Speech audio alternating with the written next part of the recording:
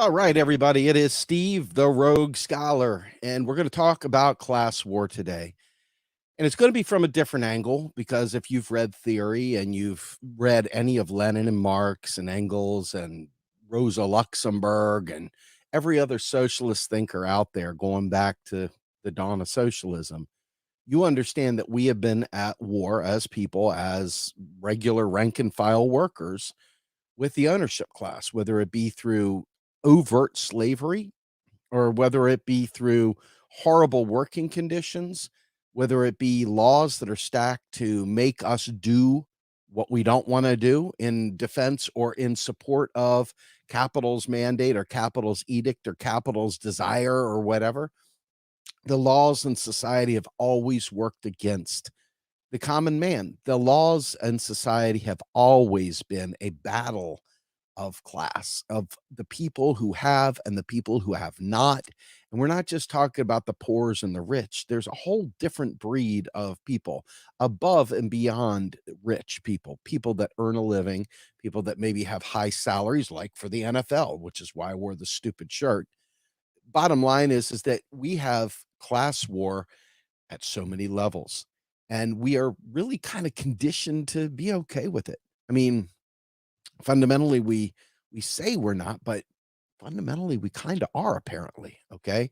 And I want to tell you how this all plays out.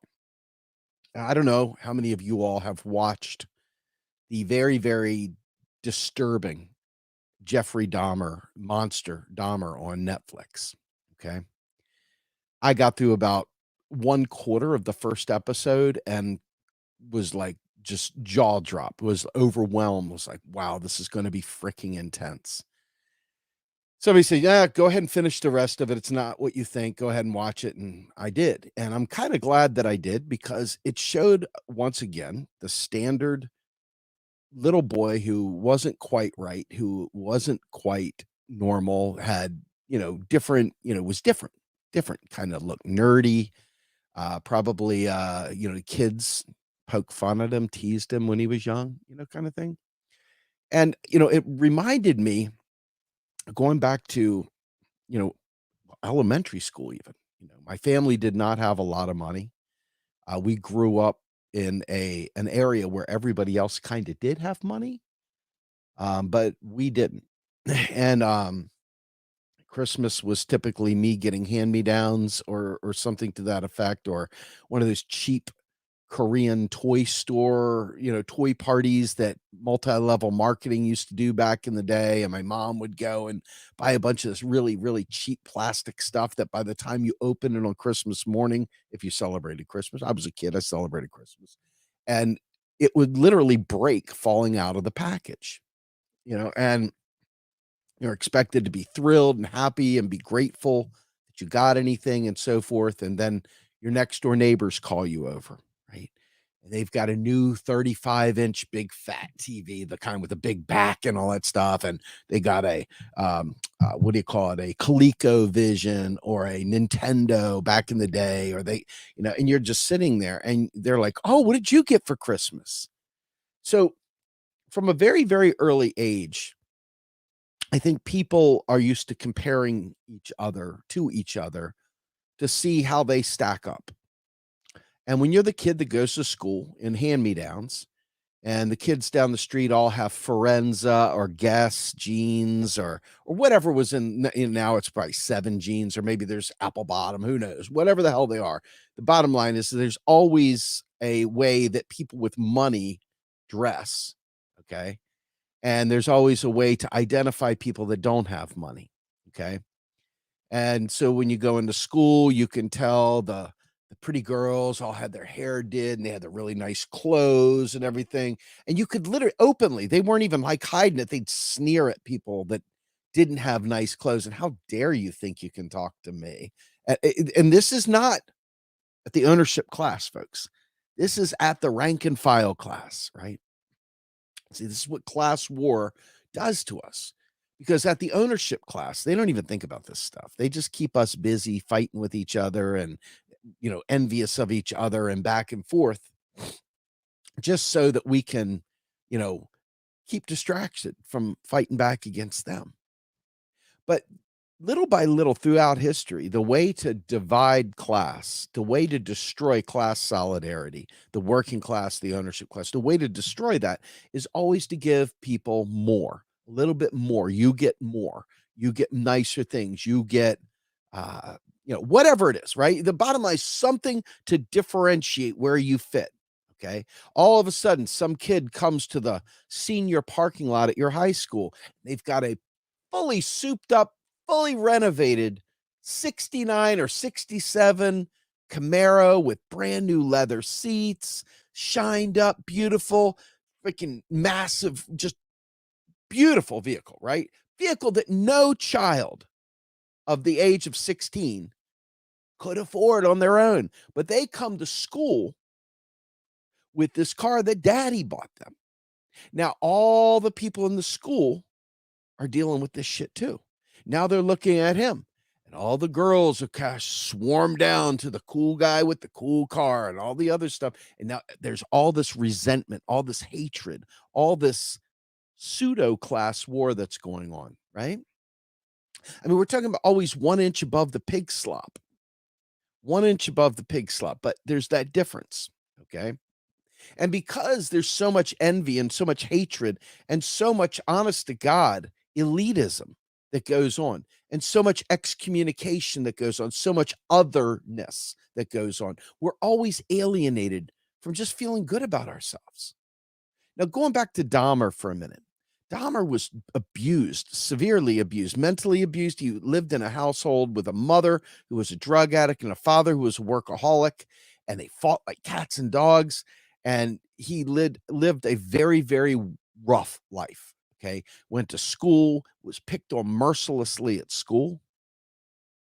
And you think to yourself, I wonder why he might be deranged. I don't know. Now, I know other people somehow or another dealt with the beating, somehow or another dealt with the abuse or whatever, somehow or another dealt with it, and they didn't do what he did. Agreed. No question about it. But just like trying to rectify income inequality afterwards with taxes instead of upfront with policy to prevent that accumulation to begin with. Okay. Instead of doing it there, they try to claw it back from the front. Well, it's the same way with this wrecked kid in Dahmer. They only start trying to fix Dahmer after it's been determined that his freaking apartment reeks of freaking dead bodies. And one poor black guy runs out of the house screaming. And the police bring him there. They find him, thank God. But little did they know that this exact scenario had played out in the very beginning of the Dahmer run. Dahmer had gone ahead and taken a 14-year-old little boy off the corner, brought him home, drugged him, took pictures of him. And this kid knew he was about to die, knew he was going to die, got up, tried to run outside, and he was all drugged up. And lo and behold, the cops are there, and they're just like, oh, gay things. We don't want to deal with gay things. Oh my God, it's gross. Oh, we're going to go. So basically, they just figured, oh, this is just what gay people do. They beat each other or something like that. And so they bring the poor kid back into the house with Dahmer for him to be crushed and killed. Now, I'm saying it's not because this is a Dahmer podcast or Dahmer show, but I'm saying this because so much of society is fucked up because of elite children and their parents that made them snobby as shit. And then they go off to fancy schools and then they look down their nose at everyone and their struggle. And how dare you say things in a crass way? How dare you express your anger out loud? How dare you listen to that horrible heavy metal music? What kind of a loser? A loser. What kind of loser can't tolerate 20 seconds of a heavy metal song and considers it somehow or another challenging that there's a 20-second intro that's got to break free from this, hold on me, whatever, right? What kind of loser does it? It's classism, right? It's elitism. And once again, it's all stemming from class war. And why? If these people are workers and you're a worker, then clearly you guys should be on the same team, right? Right? Again, yes, you are on the same team, though. That's the thing. But the powers that be above have convinced you that you are not on the same team. And so you're fighting with one person 2 inches above you on the pay scale, have better clothes, better cars, better house, better whatever. instead of focusing on the people up top that purposely set the divide there. Why? Because you blamed yourself as a child.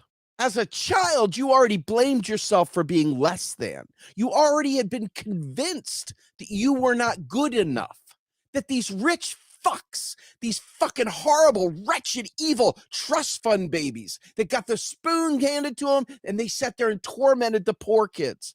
Tormented the kids that came in with jeans that were Wrangler or Rustler instead of friggin' Guess or Forenza or Sassoon. Ooh la la Sassoon and Jordache and all the other shit back in the day. You know what I'm talking about. And so that person starts off immediately. That person starts off immediately alienated from society, alienated from their own peace of mind, alienated from their own joy, alienated from being able to accept the world around them and enjoy life. Why? Because they are being funneled into a system that makes you feel like a pile of shit unless you've got money, unless you've got the trappings of life, unless you've got the nice house, the nice car, the nice clothes, the nice hot girlfriend or the nice hot boyfriend or whatever. Unless you've got the vacation home and you've got the other thing and you've got the this and you got the that and all the little trappings of this world. You're striving. You're thirsty for that. Because society, every step along the way, has tried to convince you that you are not good enough as you are. You're not good enough as you are. And so you're always trying to get better and be better. What does that mean? In this case, it's not necessarily a good thing. So I look back and I think to myself, here's this guy Dahmer that freaking bleaches bones and eats people and fucking butchers them and torments them. And I think to myself, what is the worst possible thing that could ever happen, right? Other than obviously something horrible happening to your children, right? That's bad. To me, I always think about being captured or kidnapped or taken against my will and being restrained and not being able to fight back. That is the most terrifying thing in the world to me. I don't know if it's claustrophobia. I don't know what it is, but whatever it is real, it is serious, and it is painful to think about, right? And you think about what's going on here. Once again, you have somebody who has been oppressed who now wants to take a captive because they have a desire that was left unmet. And now they are oppressing someone else. And this system of oppression leads to violence every time. Sometimes just violence in terms of alienating your spirit from your person, alienating, the good feelings you might have about helping another person or helping anyone else or accepting help or receiving help because horrific. I mean, folks, the worst people in the world will get behind closed doors and they'll talk shit about the other guy. Oh, I don't like his heavy metal music. Oh, he's mean. Oh, he's this. Oh, he's that. Oh, she's this. Oh, she's that. Right? But this isn't the real war. This is the way it affects us. This is the real world. It really hurts the person having it done. But if we just try and address each time somebody says something mean to us, each time somebody gives us a side eye about the clothes we're wearing, each time they give us a side eye about where we live or the words we use or whatever, right? You're missing it. This is a symptom. This is what capitalism does to us, right? It creates the makers and takers. You're a taker, fucker. You're a maker, you son of a bitch. You're a maker, you're a taker. Okay? It starts down low, way low, way low. We're already starting out competing with each other. We're already starting out not being cooperative. We're already starting out working against each other from day one. Why? Because he who has the most toys wins. He who has the most toys wins in this society. But that's not reality. That's not reality. When you die, your shit fucking doesn't go anywhere. You don't carry that with you. It's done. You're done. It doesn't matter. Everything you were and are happened. You're gone. You don't exist. Now, you might in spirit world, if you're religious, if you're a Christian, if you're, any number, maybe you have the afterlife, whatever, that's fine. But right here, right now, You're left living in this dog eat dog world where people at the bottom just destroy each other. People at the bottom destroy each other. You think about this, right? Back in the day when Air Jordans were a thing and all these jerseys, big time thing, kids in school would get jacked. They get their shoes stolen from them. Okay. They get the shoes stolen. It's a legitimate thing. Some poor kid got together with other poor kids and then went after the kid 2 steps above him on the pay scale or whatever, took his shit, beat him up, made him feel like shit. This guy now hates all of them. And these guys say, fuck him. I don't care about him. He's just another person I stole his stuff from. Why? Why did that happen? Did it happen because people are naturally evil that just steal things? No. No, it didn't happen that way. We abuse people to the point where they don't think life is worth living. Or worse, they need these things so that they can afford to buy food and stuff like that. Exactly, Bacon's Rebellion. We'll get there. And ultimately, getting back to it, when you think about what I'm saying, this is always the constant grind. Now, Republicans and conservatives have a horrible disposition.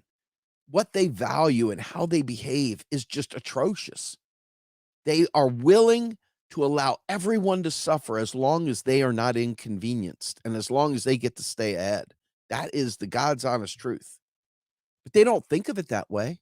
In their mind, they're not thinking of it that way. They really think that poor people deserve to be poor because they didn't work hard. They believe that anybody can succeed no matter what. You understand what I'm saying? They believe this. They believe you're ne'er do good. If you're in jail, you deserve to be in jail. That's why we need more cops, right? You're going to take their stuff. They want cops around to make sure you can't take their private property. They're going to hold on to their private property so you can't get to it.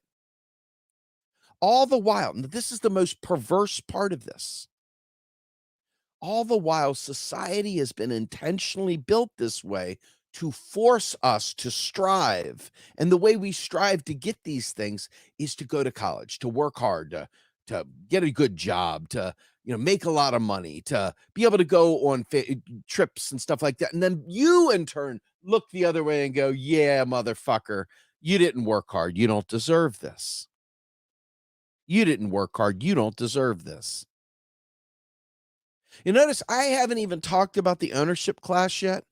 Really? All I've talked about is down here at the bottom, the sniping and the efforts to get over top of each other, to be the best slave possible, to be the best of the proletariat. You're king of the heap of shit, right? You're king shit for a day. So when I think about this, I think to myself, how many of you all remember when you were growing up? I have no idea how old you folks are. I'm going to age myself here. I was born in 69, 53, very much came up in the metal scene, the punk scene, hardcore scene. Very much a different person. I lettered in choir and theater. Seriously. I also lettered in football for what it matters. I wasn't very good. Went to all state choir. Was singer in bands. Was a drug addict, a drunk, a womanizer, of all sorts of shit, right? Everything that could possibly be wrong with me was wrong with me. I wanted to die. I didn't want to live at all, literally at all. Multiple attempts to try and off myself back in the day, multiple times. Okay. One time landed me nicely in the hospital where they pumped my stomach and everything else. It was very, very frightening. Okay. But it's all this I'm not good enough. I'm not good enough. You understand what I mean? I'm not good enough. I'm a loser. I'm useless. Everyone hates me. I should have never been born. Why was I put on this planet? Why? How come I lost the lottery of birth? How come I'm not good enough? How come that girl thinks I'm ugly? How come that guy over there thinks I'm a dick? How come that person over there constantly teases me? How come that person waits till I walk in the school and beats me up every day? How come I got my lunch taken from me? How come this guy over there fucking cheated on me, like took my girlfriend from me and they sat there and mocked me in the middle of the auditorium or whatever, right? Sounds a little too personal there, doesn't it? Like maybe I've been through that, huh? Anyway, point is, point is, when you grow up, when you grow up as a drunk drug addict, running the streets, doing whatever, you didn't start there. I guarantee you. Imagine mom and dad holding you in their arms, loving you. You don't have to worry about anything. They don't have to worry about anything.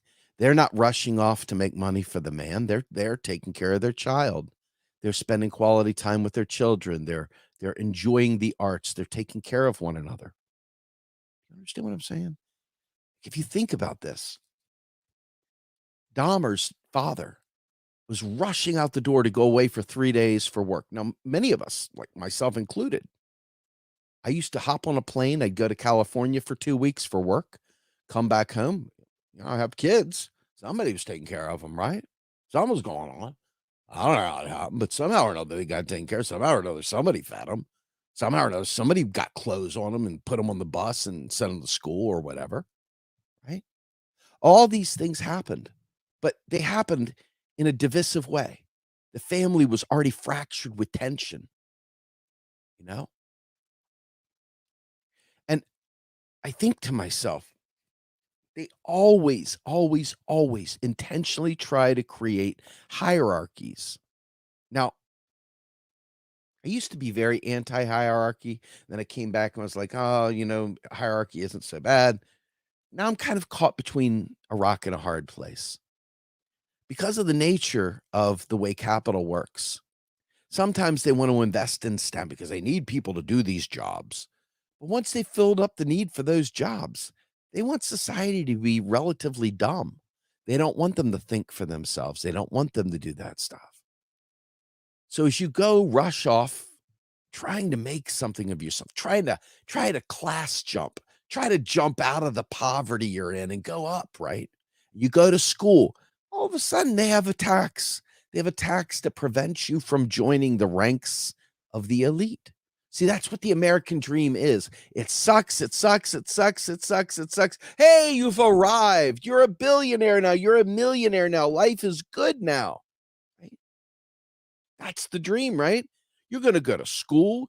You're going to do well. What do they do? Used to be school. I mean, these boomer folks that are out there right now that just got their they have their degrees. They would pay $2,000 maybe for a freaking entire degree. Now, I mean, I've talked about it. 120 some $1,000 worth of student debt right here. I only took out 80 some. That's not only, it's a lot of cheddar. But because of the freaking compound interest, it's now up to 122,000, 124,000, something like that. I'm telling you this because this is all in pursuit of chasing the dream.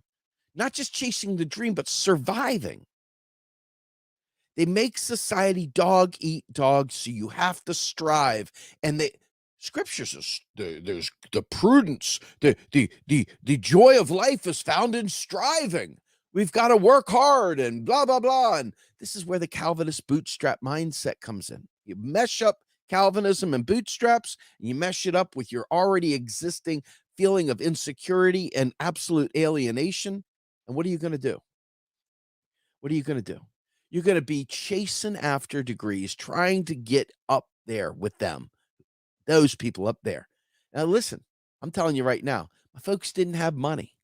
They did not have money. If I wouldn't have gone to school, I'd probably be a trash man right there. No, denigration of the profession. It's just I didn't want to do that, and that's what I would have gotten. No education, that's no problem. You could do asbestos removal, Steve. No education, no problem, Steve. You can do this. And if you're lucky, you might get a job making, I don't know, whatever, and you too can subsist. Okay? That didn't sound like a very, very good option. So you go to school chasing and chasing and chasing. Yes. Oh my God. Thank you so much. Yes. And, oh, I feel bad. I mean, so many good comments, guys. Thank you. But I want to talk about this too. I mean, this whole thing, the gatekeeping of professional licensing scams to enter the elite, all based on lies. Absolutely. We could talk about that too, and we probably will. Got a shit ton of certifications, right? Because I have folks, two master's degrees. Started a PhD that I couldn't finish. So a lot of debt for the 3 semesters of the PhD I couldn't complete. All right. But I was not well to do. I was doing very poorly. My shoes were always fucked up. My clothes were sucky. Everything about it sucked. I was very envious. I felt like a loser. And so I had to try and kill myself mindset anyway. I didn't have to. I thought I had to. And so I chased after all these things, trying to fit in, trying to make it, whatever that means. And that is society today. So many people are doing it. Some people don't even have any college debt because their mommy or daddy covers it for them and they get to go through life scot-free, no problem. And on one hand, you're like, hey, that's great. And on the other hand, you know full well that our government could make sure every one of us is okay, right? If this capitalist shitball system is going to stay in place, okay? But alas, when you have money and you have money stashed away, and if you got fired, it wouldn't matter because you got 6 months, a year living expenses stored in some savings account, collecting interest or in investments that are making you money. You don't have to worry about a thing. You don't have to worry about a thing. Hey, Chris, just so you know, I'm going to put this up here. I was such a drunk and a druggie at the time. My father said, hey, you can be a trash man or you can be a asbestos removal. He had no expectation of me being anything more than that because I was pickled. I was a fuck up. I was running for my life. I wanted to die. So that was my dad's thing, whether it be a good job or not. My dad threw that at me as a God, I don't know what to do with this kid. He's useless. He's worthless. He's just not going to amount to anything in this life. Just stupid. I don't know. Okay. Love my dad. Made up with him. Everything's cool. He's dead, but point is that he really felt those things. And so that was used as kind of a thing. So in my head, I knew from day one, passed on from my father, who all he wanted for me was for me to do well, wanted me to achieve something, to be self-sustaining, all these things, right? But what he did was he ended up making me feel really bad. And it took years and years of therapy and other things to try and wiggle out from that. I'm really grateful that before my dad died, he and I were able to make make ends, make amends, so to speak, and really died as best friends. Um, but I want to say this point blank. This is kind of the story of millions and millions and millions of people. It's not just me, right? And so in order to be part of the upper class, there's like an expectation that you look down on people as well, right? Because these people are like, "Oh, you're hanging out with her? Oh, like Tele. Ew." Right? You know what I'm talking about. And so all this alienation, all this elitism, and you see it now with these kids that go to these elite universities whose mommy and daddy took care of it for them. And they have other rich friends that help make sure they get rich opportunities. And they look down their nose and they gatekeep and they keep people like myself out of their world because, after all, they're entitled. They were born into it. They were born of money, right? They were born of money. Now, it's easy to hate them because they're the ones, quite frankly, that are afraid to lose something, that when it comes time to vote or when it comes time to fight for better, they're the first ones to capitulate to the lesser evil because they've got something to defend they don't want to lose. And they don't want to lose it, even if it means we die. Even if it means we die. You know what I'm saying? Even if it means we die, they don't want to lose it. Tight-fisted. Yeah, sure. Somebody out there's people out there that feel, really good about philanthropy, and I appreciate philanthropists, people that do good and want to do good and mean to do good. But when I look at the amount of alienation, the amount of sadness in the world, it's really not hard to figure out. Number 1, the people at the bottom are beaten down, they don't think they deserve better, so they don't ask for better, they don't demand better, right? Part of this process is to make you have very low expectations, very, very low expectations for better in this world, okay? So, naturally, even the bottom gets angry, but then they check out. They don't actually fight because they don't think they can win. They're conditioned everything in this life is beyond them. They can't do it. They can't pull it off.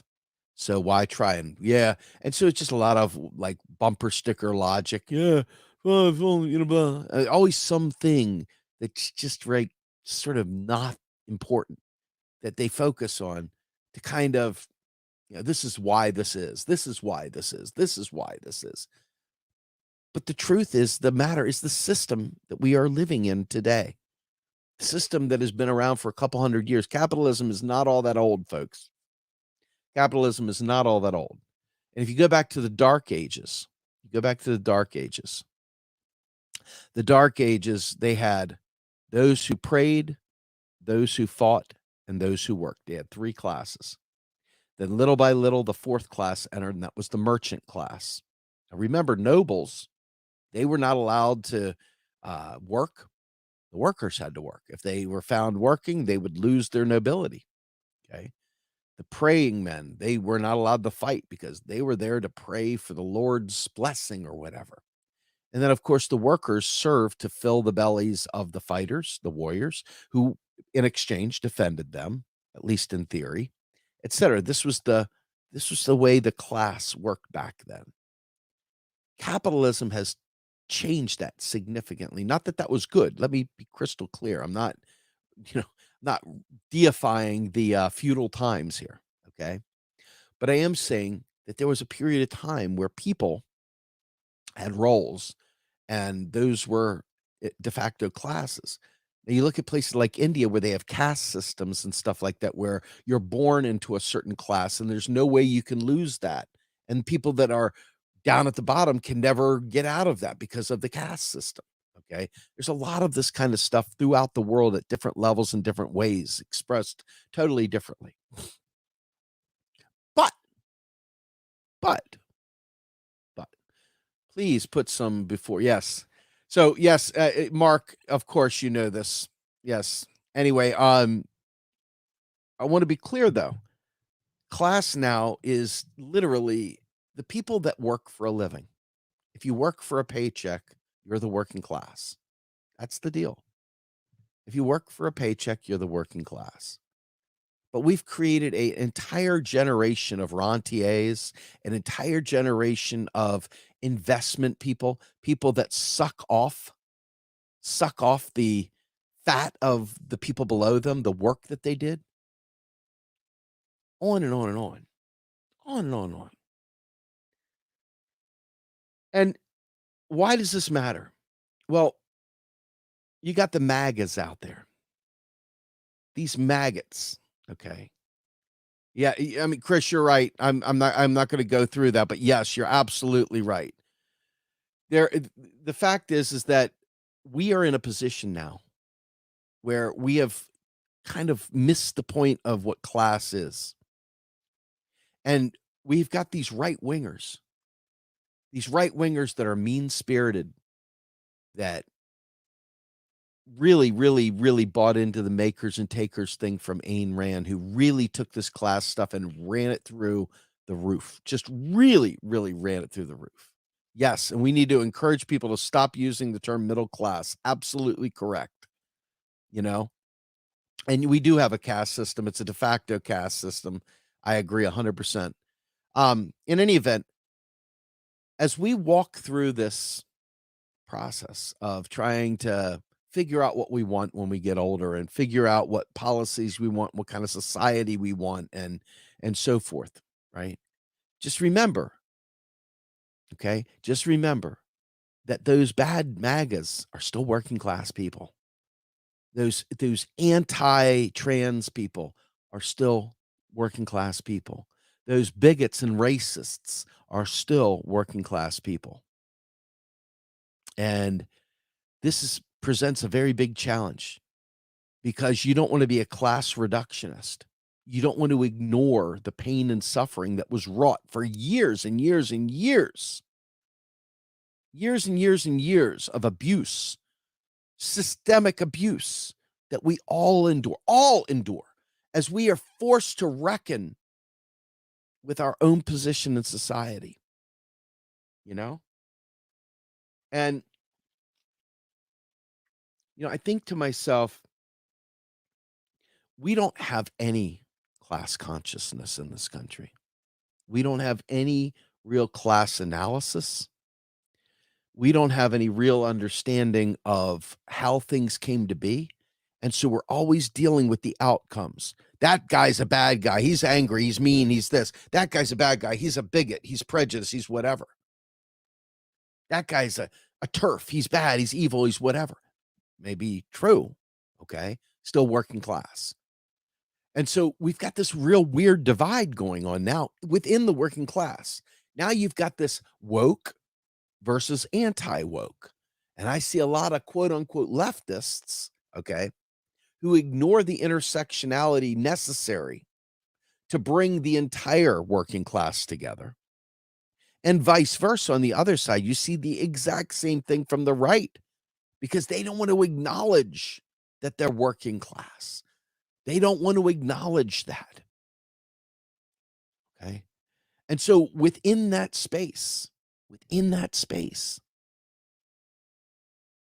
uniting the working class to knock down the system of oppression is a Herculean task. Herculean. Because you got to get past all of the alienation you've experienced from the point of your birth, your upraising, all the stuff that's been reinforced on television, through schools, etc. And then in the workforce, and then at the voting booth, and then on television and the news and so forth. We will never, ever, ever achieve anything. We will never achieve anything because when I say they, I mean the people that are well-to-do, they will always find an excuse to support the inexcusable person, the person who will make life harder on the working class. They will make life harder, but they don't care because in the end, it's all about protecting what they have. They're not going to go down and fight a class war. They're not going to revolt, if you will, to bring about a change to the system. They're going to tell you you're crazy, that it's pie in the sky, and that just deal with your station in life and do the best you can. And then they'll tell you to pray. Because after all, this earth is temporary. Eternity is forever. You have been born into this position for a reason.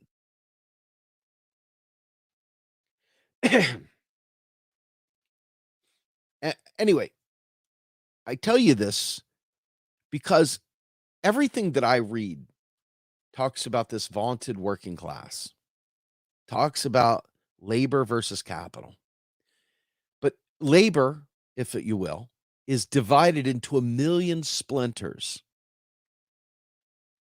It's almost like a game. If y'all remember that old 8-bit game from Atari, Adventure, the keys are spread around, all the things are spread around. You got to find them all, right? They have splintered the working class a million different ways, whether it be age, race, whether it be gender, whether it be, type of employment, white collar, blue collar, whether it be northern or southern, whatever it is, there's always a new splinter that they put in there. There's a new splinter that they put in there. And so you've got both parties. I'm glad you put this in there. Yeah, I like the asteroids too. You got, put this up here. All my life I grew up thinking that the Democrats were, yes, God, Kevin, yes, Holy shit, yes.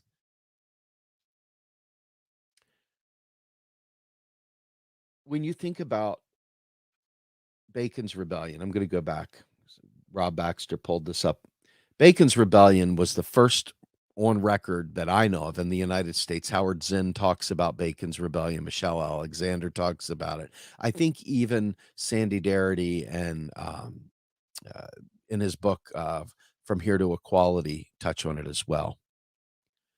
But the fact is that going back to Bacon's Rebellion, all it took to get the quote unquote working class together to fight back, all it took to dismantle the working class staying in solidarity was giving a couple people a little bit more than the others.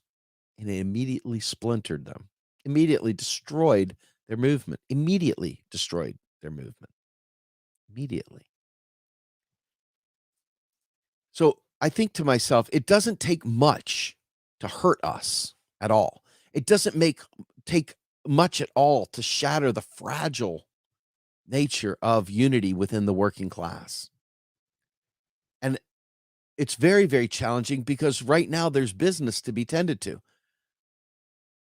White conservatives tend to very much be afraid of losing more, losing place in society that they once thought they held, that white people held. They want to hold on to that for dear life. You can make it a really ugly thing, and it is a really ugly thing, but you got to understand it in and of itself is a result of this kind of struggle, this class struggle. And so as we move forward, you already know, number one, we're all splintered. There is a working class. There is an opportunity for unity. There is an opportunity for dialogue, but it will not happen in the Dems versus the Rs, the Ds versus the Rs, because this is not a class thing. Democrats are just about as shitty and bourgeois and elitist as they come. Wall Street, all the way. And Republicans, in their own way, different but the same. Different but the same. And their goal is to fight each other for their own power. They have no ideological proclivities whatsoever, except we need to stay on top. That's that. That's the end of the day. That's it. How do we keep them working for us so that we have nice things and get our house cleaned for us and our cars washed and we're driven to the airport when we're getting ready to go on another trip to the Maldives or whatever, Turks and Caicos or whatever it is that rich people do. Okay. Th- This right here, this divide is real. And if we can't find a way to make at least the people that are within our sphere understand what we're up against, really understand it, and stop looking at each other and look back to the system that created this to begin with. This perpetuates every time.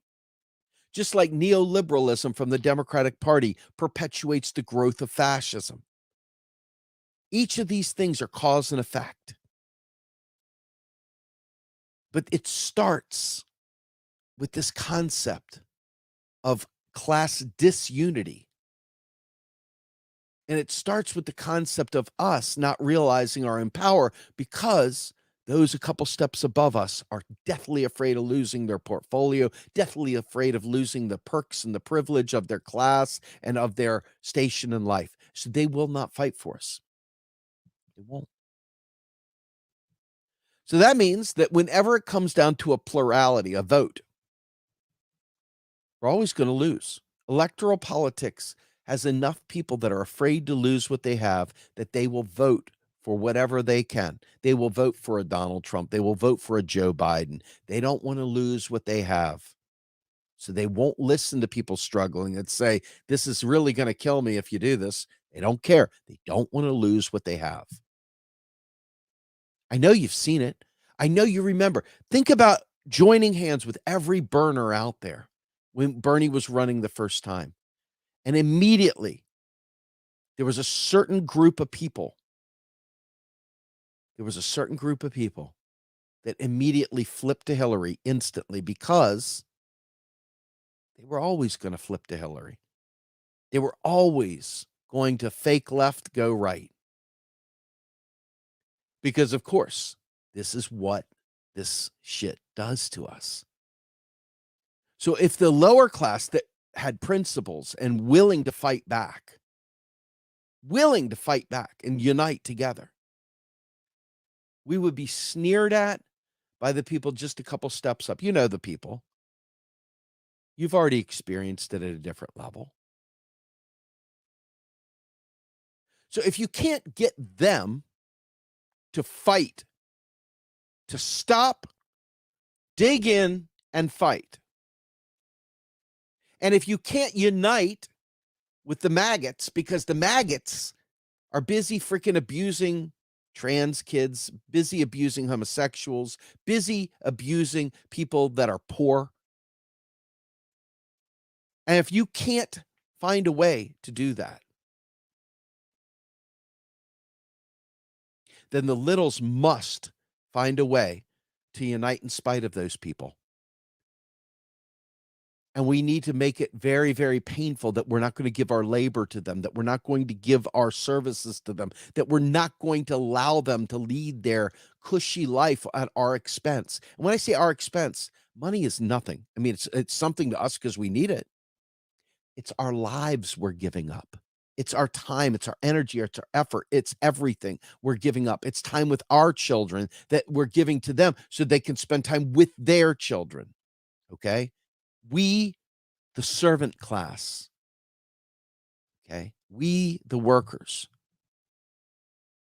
really need to understand that we are only ever going to survive this disaster if we decide we've had enough.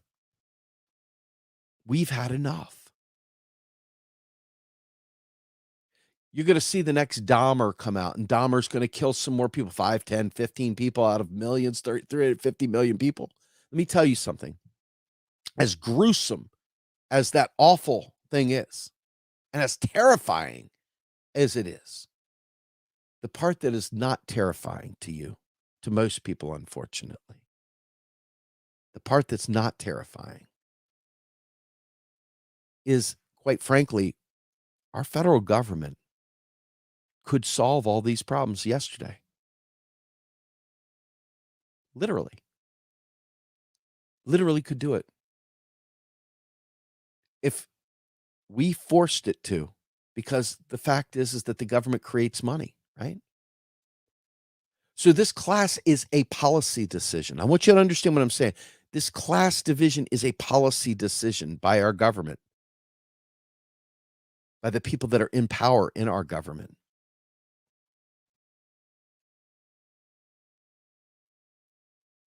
And I want you to understand something else too. You're right about that. Defenders of the monarchy, even within academia.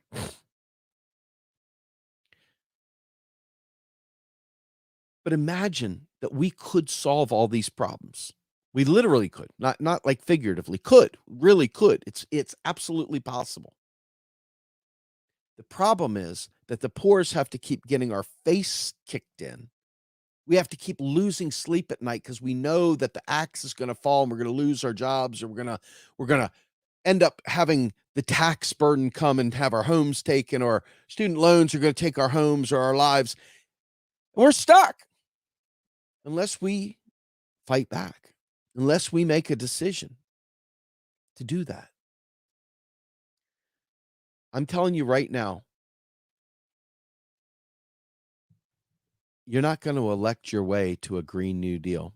You're not going to elect your way to a national health service, and you're not going to elect your way to really any meaningful substantive change until we unite. And if we unite, you're going to be uniting with people you don't like.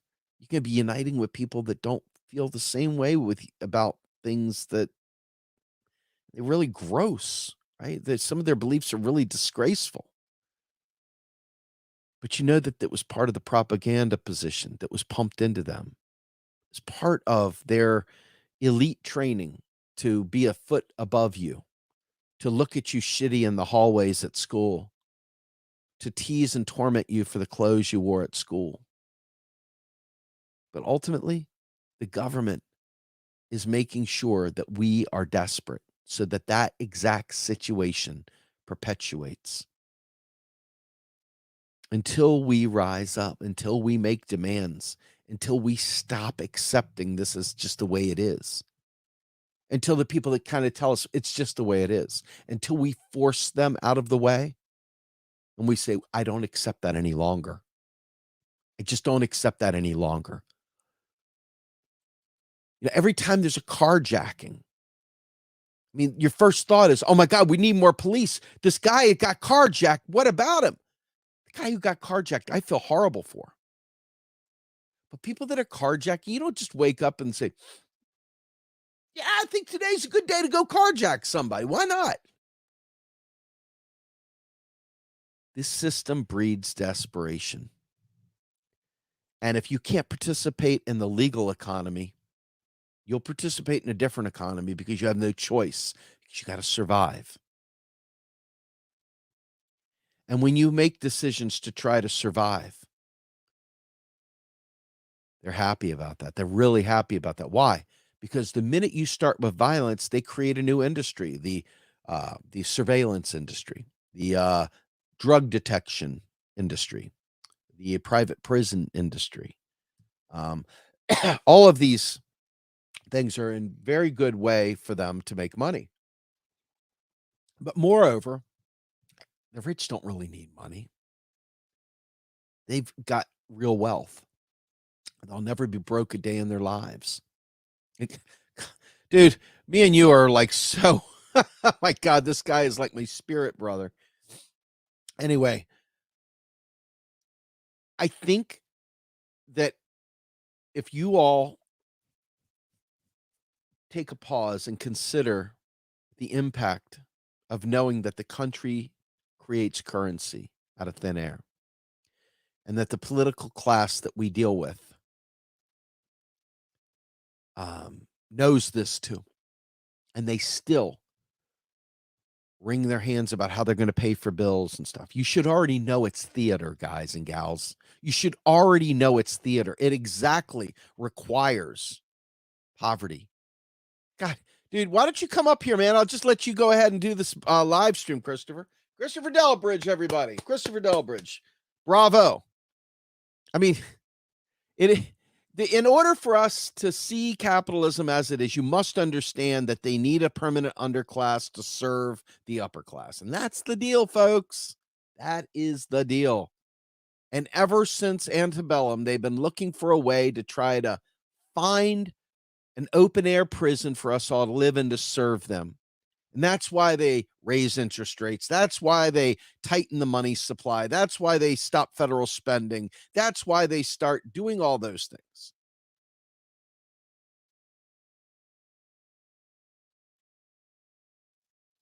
Anyway, we're not going to unite probably in my lifetime. I'd love for us to, but I mean, please let me know if you see any hope of that happening, because all I see is a bunch of people ready to sell out for the next Biden term. I see a bunch of people willing to sell out and be comfortable. I see a lot of people not willing to take a firm position, not willing to stand in the gap for the people that are going to suffer for their convenience and their comfort. So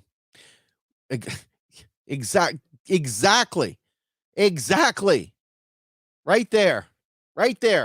Until we unite and make them hurt, they're not going to listen. It sucks. Thank you, sir. Anyway, I am going to go ahead and leave us on this thought. Folks, we are a 501c3 and a 501c4, Real Progressives and Real Progress in Action. And I want you to understand that we need funds and we need supporters and all that good stuff. So please, if you could, like and subscribe. Please like this video, subscribe to the channel, share our videos. It's free. I'm not asking you to do something that's going to cost anything. I need your help. Share it around. If you think class struggle needs to be talked about, share it around.